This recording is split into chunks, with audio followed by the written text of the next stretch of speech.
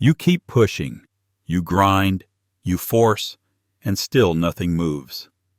The modern world told you effort is everything, that if you struggle hard enough you'll break through. But what if that's the lie keeping you stuck?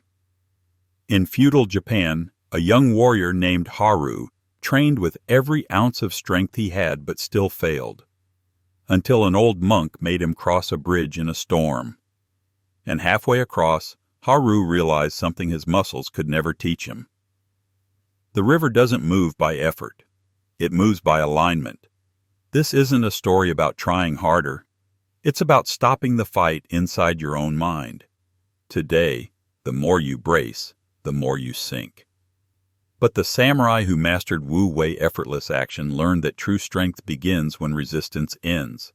This is not about giving up. It's about learning how to flow like water. And still win the war. Let me show you. Dawn in Kai province.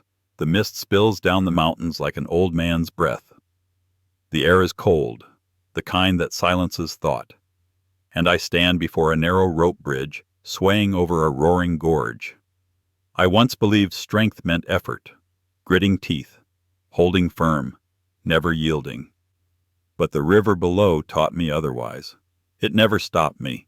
It simply didn't care that I struggled. They called me Haru then, young, sharp, trained. Every kata I practiced was forced through the grindstone of willpower. Every breath was clenched between urgency and pride. I was not graceful, I was not calm, but I was relentless. So I sought the river monk, a warrior they said had once defeated a master archer by doing nothing. I climbed for 3 days, no map, just cold. And when I found his dojo, hidden in the crags of the eastern cliffs, I expected to fight. Instead, he pointed to the bridge. Cross. The wind came suddenly. Halfway across, it struck me like a slap from heaven. My instinct, brace hard, tighten every muscle, fight the sway. The bridge bucked, my foot slipped. I would have fallen if not for the monk's hand, calm and dry as old wood, catching me. You fight the river, he said, and the river does not care. His words rang through the gorge louder than the water. His silence after stung more than the fall. My training began, carrying buckets of water up shale paths, cutting bamboo in still arcs, balancing on logs so narrow my ankles trembled, and stillness, so much stillness. But I fought it all. I forced the form, held my breath, tightened my jaw, compared myself to others. Burned with shame when I failed, burned even hotter when I succeeded and felt nothing. I thought, this is beneath me. And then one day, I snapped. Why do you make me perform children's tasks? I am a warrior. The monk didn't even look up. No, you are a man drowning in your own effort. His words cut deeper than any blade. The other students, they moved lightly, their bodies soft but responsive like reeds in wind. And me? I had the strength, but none of the flow. Their eyes showed no struggle. Their hands didn't shake. They did not need to prove anything, and so they moved with the purity of purpose. Narration voice deepens. You felt this too, haven't you? That inner tightness not just in the body, but in the soul. The belief that trying harder is always the answer. That strain is noble. That suffering proves worth. But when the mind strangles the moment, no breath can enter. No spirit can flow. One night, under the moon, the monk led me to the river's edge. He placed a leaf on the water. It floated, shifted, turned without trying, moved without aim, yet always arrived somewhere.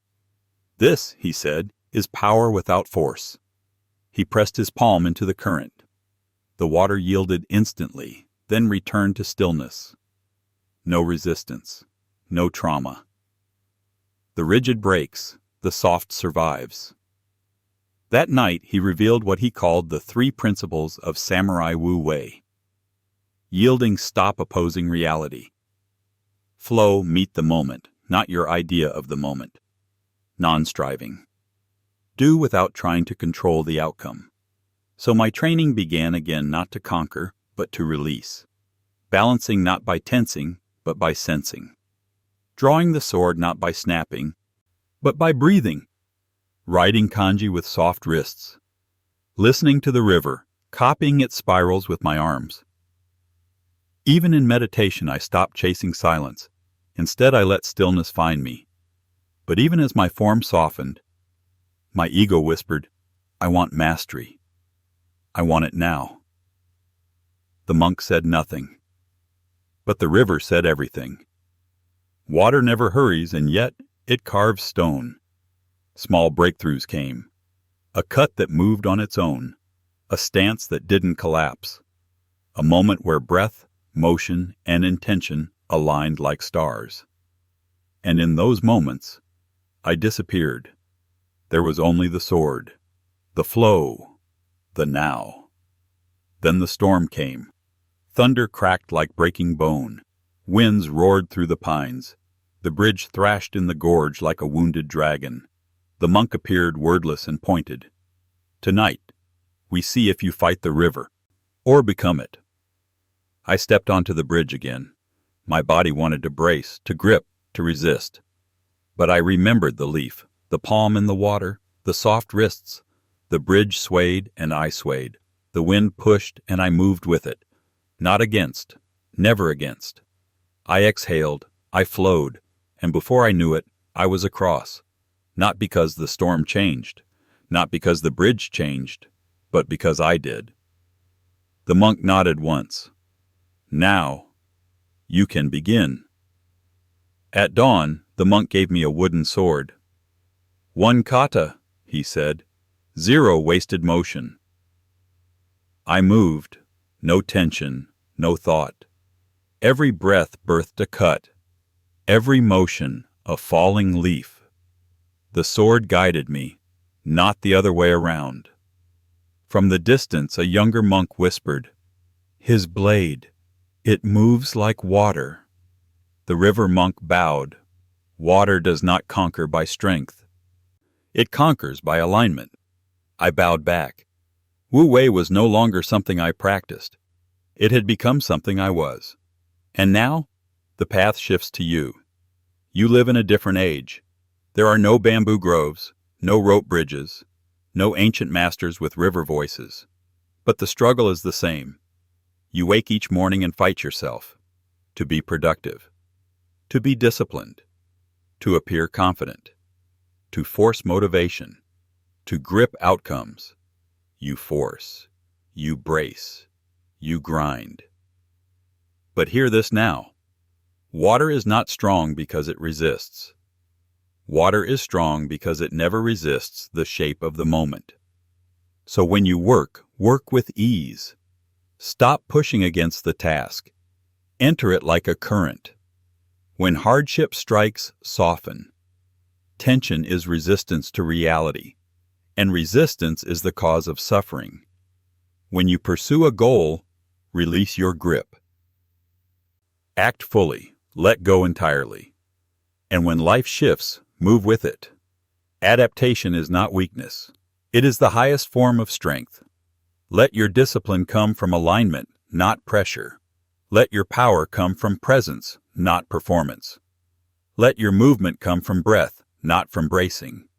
Because the day you stop struggling with the current is the day you become the current. And only then does the path open.